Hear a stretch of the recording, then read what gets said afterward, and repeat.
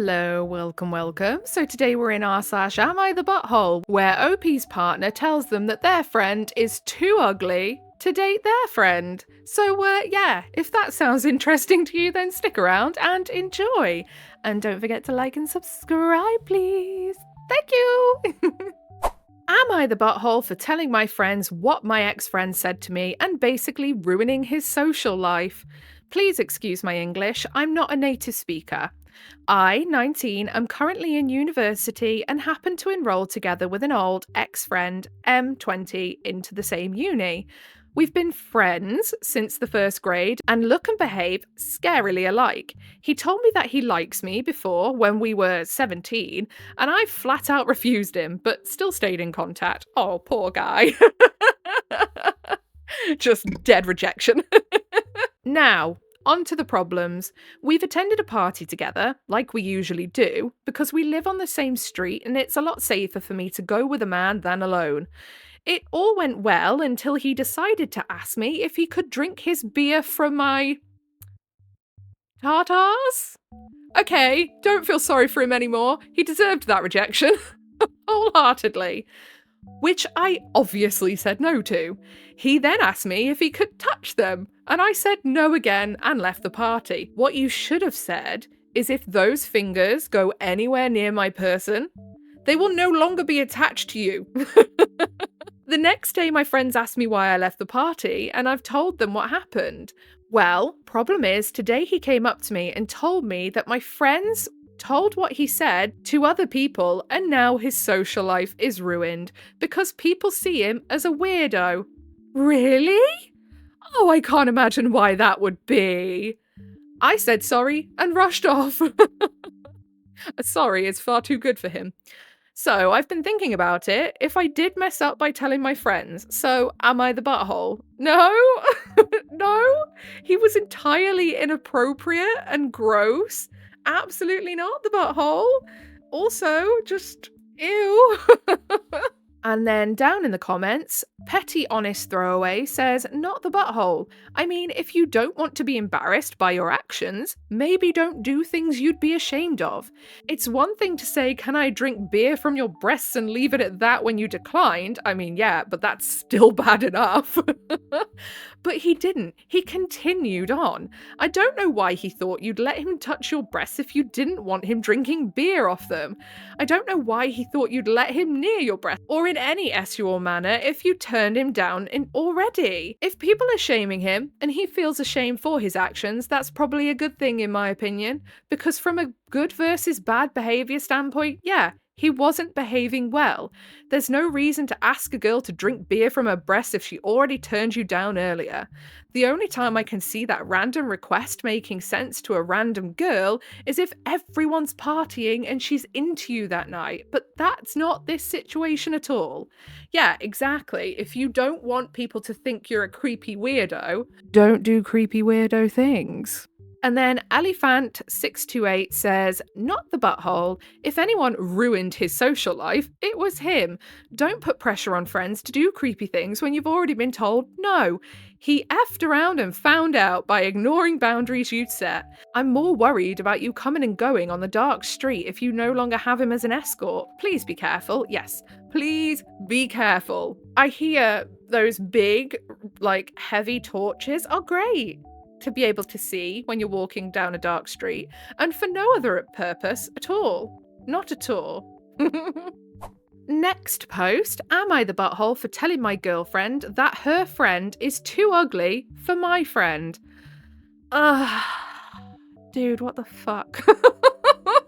I've, 29M, been with my girlfriend, 28F, for the past 8 months, and it has been amazing. I've met her friends, and I really like them all, and she's met my friends, and they all get along great. We're all hanging out together for the first time this weekend. The issue is that my girlfriend has told one of her friends, let's call her Sue, that she thinks she would be perfect for one of my friends, let's call him Mike. She has told her this multiple times, shown her pictures of him, gotten her all excited. My problem with this is that I don't think they are a good match at all. Mike is a very good looking guy in great shape, is 6'2", and is a lawyer. He has always dated very conventionally attractive women. Sue is great and I really like her, but she is not very conventionally attractive. She is overweight and just doesn't put much effort into her appearance in general. Big yikes from both ends here. Why is your girlfriend getting her all excited and putting ideas in her head to then possibly embarrass this poor girl? Considering Mike has no idea. It's not like you spoke to Mike and she spoke to her and then you're trying to like arrange it and Mike's in on it. Like, what is she doing? But also, how disgusting of you to say that just because she doesn't look like, I'm essentially imagining that OP seems to think that Mike only wants to go with Barbie dolls kind of type. Just because she doesn't fit that narrative, that she's not worth Mike taking a look at. Like, you're both kind of friggin' weird, to be honest. Well, maybe that's a bit mean because, I mean, the girlfriend, okay, what she's doing is really weird, but she might just be getting overexcited. Whereas the boyfriend is actually just being an asshat here. Like, OP is being an asshat. I don't know. Sound off in the comments on what you reckon.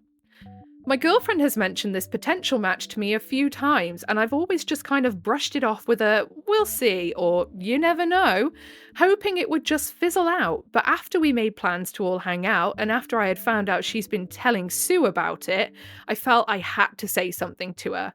I didn't want to Sue to get her feelings hurt, and I didn't want to put Mike in an awkward situation. I told my girlfriend I think she should not try to set them up together and to just leave it alone. And if something happens between them, great, but not to push it. That is what you both should have done from the flaming start. Like, OP shouldn't be little Judgy McJudgyson, and OP's girlfriend should just be like, okay, I would love to see these two together, but I'm not going to say anything. They're meeting up. They're all meeting up. So they're going to have a get together. So if they like each other, it'll happen. When she asked why, I said I just don't think they are comparable match look-wise and that I think Sue would get her feelings hurt.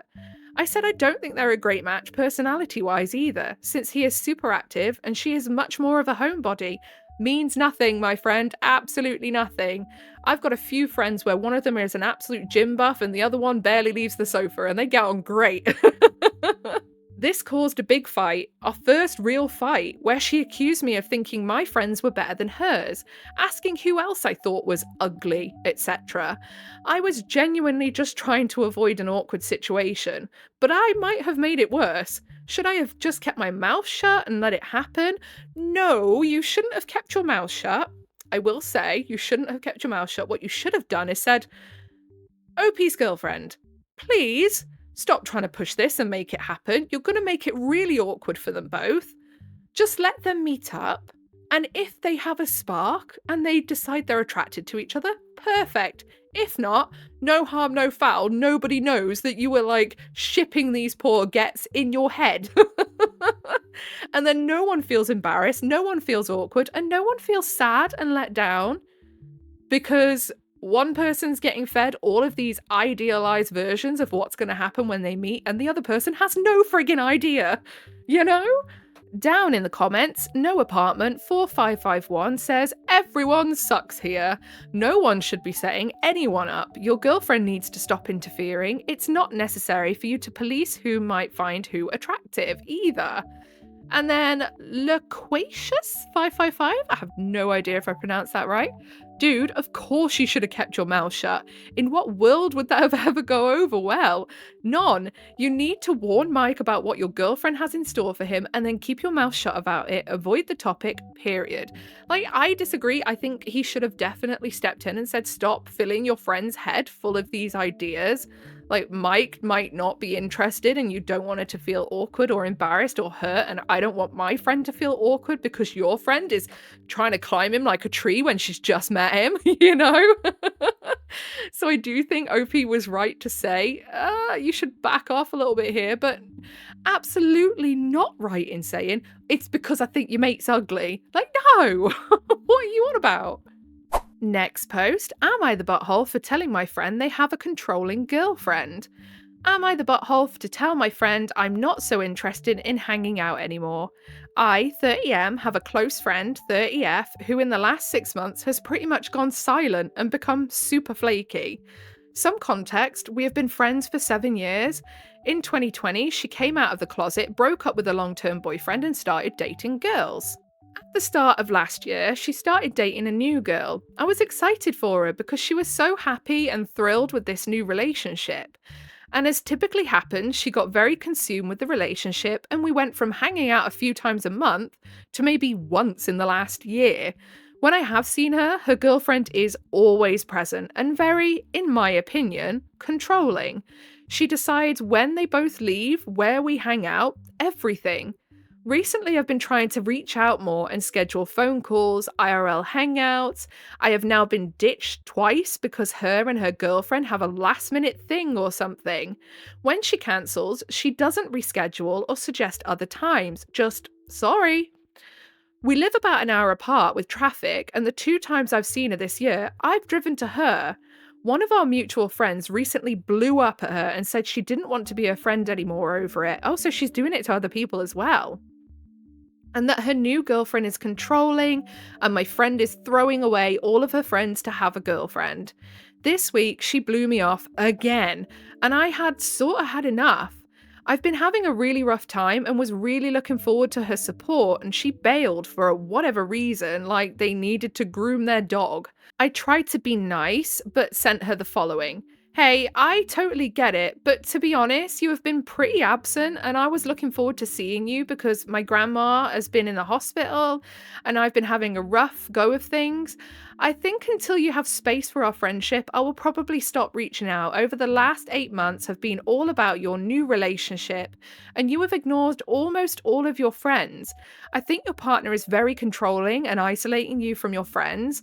I hope I can see you soon, but to be honest, I'm hurt and worried about you. She has left me on red for 4 days. So, what do you think? Am I the a-hole? I don't think so. No, absolutely not. If someone's being really flaky in your friendship and you're just done with it, then no, of course you're not the a-hole. You're allowed to say this isn't serving me anymore. However, I would err on the side of caution of going ahead and just saying that somebody's controlling just because you're not seeing your friend anymore. Some people are just like that. They get in relationships and all they want to do is spend all their time with the person they're with. It doesn't necessarily mean the person they're with is controlling, but it also could be. But you don't know. I haven't seen any evidence put forward for why the girlfriend is controlling, so I couldn't tell you whether they are or not.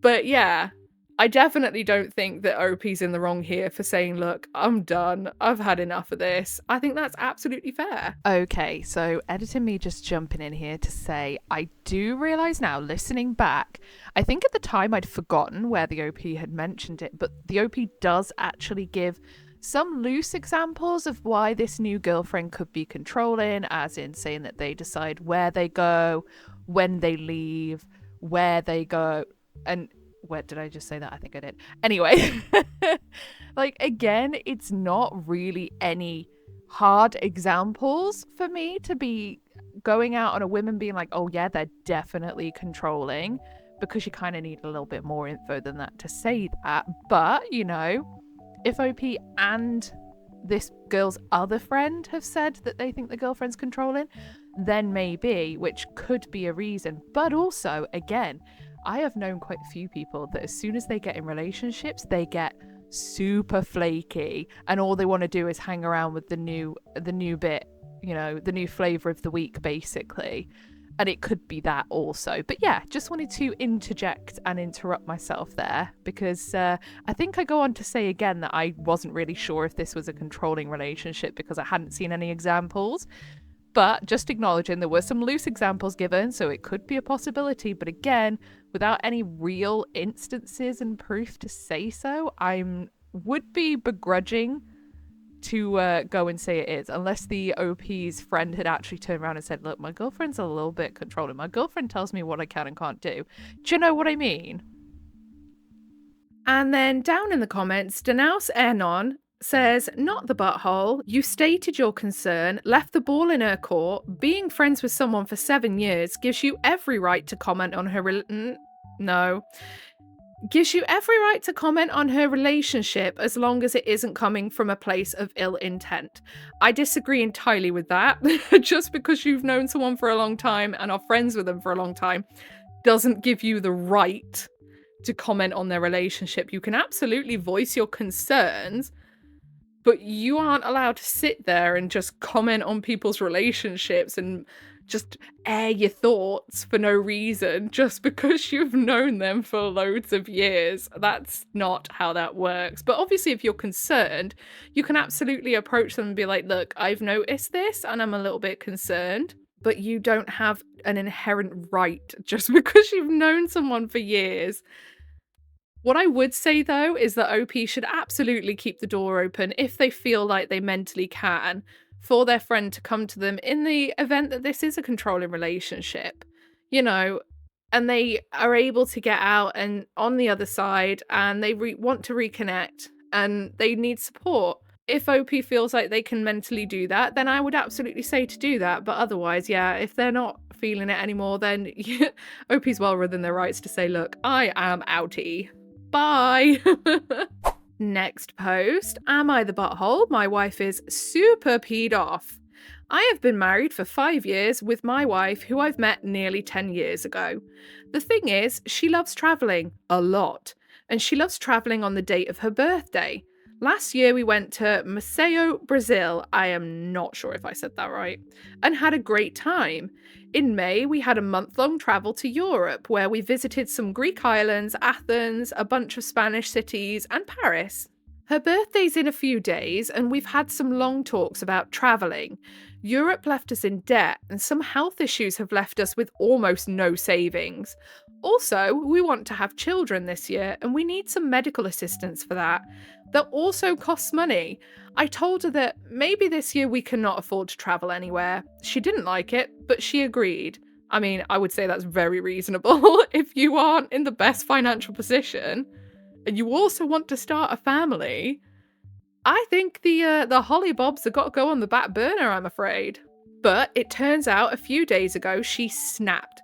She is now super angry because she is staying home for her birthday, that it doesn't matter what we discussed, she never said she don't want to travel, and that me, as her husband, should know what she wants for her birthday, and should have known that she wanted to travel either way, and surprised her with some tickets.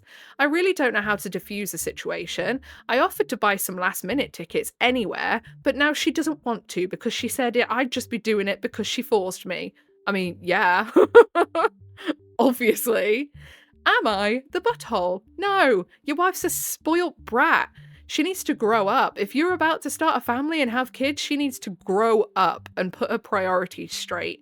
Once you have kids, going abroad and enjoying little hollybobs here, there, and everywhere is no longer important. Is it nice? Yes. If you have the money for it, should you? Absolutely.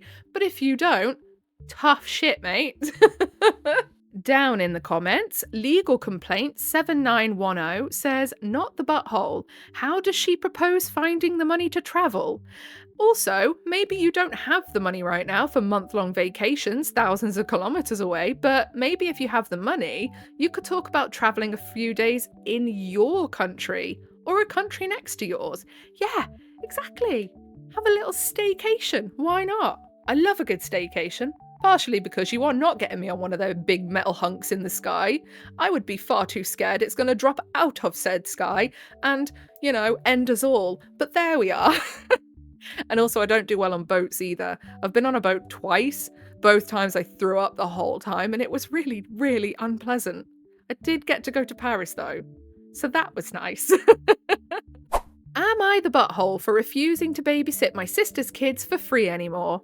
I, 29F, have been babysitting my sister Lily's 35F kids, Ben, 8 male, and Ella, F, female, for years. I don't know why I said that like that. I feel like I said that really weirdly. It's because of the way it's formatted on the screen. It made my brain do a little loop-de-loop and get confused for a minute then. Lily is a single mum and I love my niece and nephew dearly. I've always been happy to help out, especially since Lily has a demanding job and often needs someone to watch the kids in the evenings or on the weekends. However, recently, it started to feel like I'm being taken for granted. What started as the occasional evening has turned into me watching the kids 3 to 4 times a week. I hope you're getting paid, OP. What the frig? Sometimes for entire weekends. Oh, wouldn't that be nice? Lily doesn't even ask anymore. She just tells me, "You're free Friday night, right?" Or "I'm dropping the kids off in an hour." And that's when I'd be like, "I do not live there anymore. Bye." I work full time and I have my own life and responsibilities. Babysitting this often has started to take a toll on me, both mentally and socially. I've had to cancel plans with friends multiple times because Lily needed me. She never offers to pay me, even for long stretches, and while I don't expect to profit from helping family, it would be nice to feel appreciated. Yeah, of course. I mean, if you're just doing it every now and then when she really needs a helping hand, that's a bit different. But you're essentially like a live-in nanny at this point. I would not be doing that for free. Last week, Lily asked me to watch the kids for an entire weekend because she wanted to go on a trip with her friends. I told her I couldn't, as I already had plans. She got upset and said I was being selfish, claiming I don't understand how hard it is to be a single mum. I'm sorry, Lily, but you decided to pop those sprogs out, my dear. We are responsible for our own single mumdom, whether we like it or not, because we decided to have kids. And with having kids comes the risk, even if you're in a really stable relationship, that one day you might not be, and you might be doing it all alone. And that's on you, Lily. No one else. At that point, I calmly told her that I love her kids, but I can't keep babysitting for free whenever she wants. I suggested she look into hiring a sitter or finding a daycare service for the times I'm unavailable. She flipped out, calling me ungrateful. "Oh, I am so grateful that you let me babysit your kids all the time for free and be a living nanny. Thank you so much." Twat. And saying family should help each other out without expecting anything in return. People use the family excuse to take advantage of their family members far too often, and it is so disgusting. Now, some of our relatives are weighing in. Of course they are. A few agree with me, but others think I'm being unreasonable and that I should just suck it up since I don't have kids of my own. Exactly. So why are you doing all this childcare? I feel bad because I know Lily is struggling, but also feel like I'm being used. Am I the butthole? No. And the thing is, the kicker here is, if Lily was just a lot nicer about it, a lot more grateful, actually, praised her sister up for doing this, I bet you any money her sister wouldn't even mind doing it. I bet OP would not care. And if Lily was just like, "Oh, you've got plans this time? No worries, because you do so much for me," that's totally fine. I am sure OP would still continue to go far too above and beyond, in my opinion, for her sister. But no, Lily has to be a entitled little brat. Is being a single mum hard? Abso-friggin-lutely. I have two also, and it is difficult, to say the least. You don't have any time to yourself. If you haven't got someone to have, like, say, if they're not going to their dads all the time, or they haven't got a stable father figure in their life, then that'd be even worse. And my one child is always with me, and it's a bit like, you don't get 5 minutes peace. You can't even wipe your ass without someone asking you what you're doing, It's difficult, and it is, and you don't get to go out, you don't get to have a social life, you don't get to have a lot of those things if you don't have a good sort of circle around you. However, if you're then abusing that circle, taking them for granted and being an absolute piece of poo about it, then don't be surprised when you're left on your own to struggle even more. Do you know what I mean? Honestly. And then down in the comments, Helig Co says, TLDR, your sister is using you and emotionally abusing you. She has enlisted your relatives to join in her abuse. Putting up boundaries does not make you an a-hole, it just makes you feel like one at first. Yeah, definitely. And then they say, not the butthole, Lily is a user and is trying to emotionally manipulate you. She has a good deal, free babysitting anytime she wants to go or have her demanding job and social life. That just isn't the case for most single mums. Yeah, exactly. I never get to go out. It's very rare. It is completely unreasonable of her to believe she can schedule something needing you to babysit without talking to you first and getting your agreement, especially for entire weekends. As for your relatives that she's enlisted to gang up on you, they are enabling her selfish behaviour and participating in her emotional abuse of you to get her way. Tell those suckers that if they believe that Lily needs the support, then they by all means can step up and help provide that, but it's none of their business how, when, or if you choose to support your sister in any particular way. Their argument that you don't have kids, so you should do this one, is one of the dumbest ones I have ever heard. It's not the first time I've heard it, but it's still one of the dumbest ones. Fact is that a parent with similar age kids is better equipped to watch kids for a prolonged period of time, and parents who have older kids are probably next in line. The only thing you have is maybe more time because you aren't juggling multiple people's schedules. That, and you love kids. It's not fair of her to take that time from you. I doubt she plans on doing the same for you when, if you have kids. If you have chosen not to have kids, it's also unfair of her to force her kids on you. Yeah, exactly. We don't know. OP might have decided they don't want to have kids for the fact that they don't want to have to be so hands-on all the time. And then their sister's just like forcing them into a parental role. It's just really ugly to treat your family like that and take them for granted so hard. And again, why are none of the other family members sucking it up and getting involved and doing the work? And on that note, I think we're going to leave it there for today. I think I have rambled on so much that my poor tongue has cramp. I've recorded like 3 in a row already, and I'm just like, sandpaper mouth. But yeah, if you made it all the way to the end, then I appreciate you very, very, very much. I'd love to hear your thoughts on any of these stories, as always, because yeah, I find it interesting to see what other people think about these things and see if they think the same way as me or different. I do find it very interesting to see other people's perspectives. And also sometimes it makes you think about things you've not thought about either. But yeah, if you'd like to like and subscribe, I'd appreciate you even more. And it will also help you find your way back here because I do post every single day.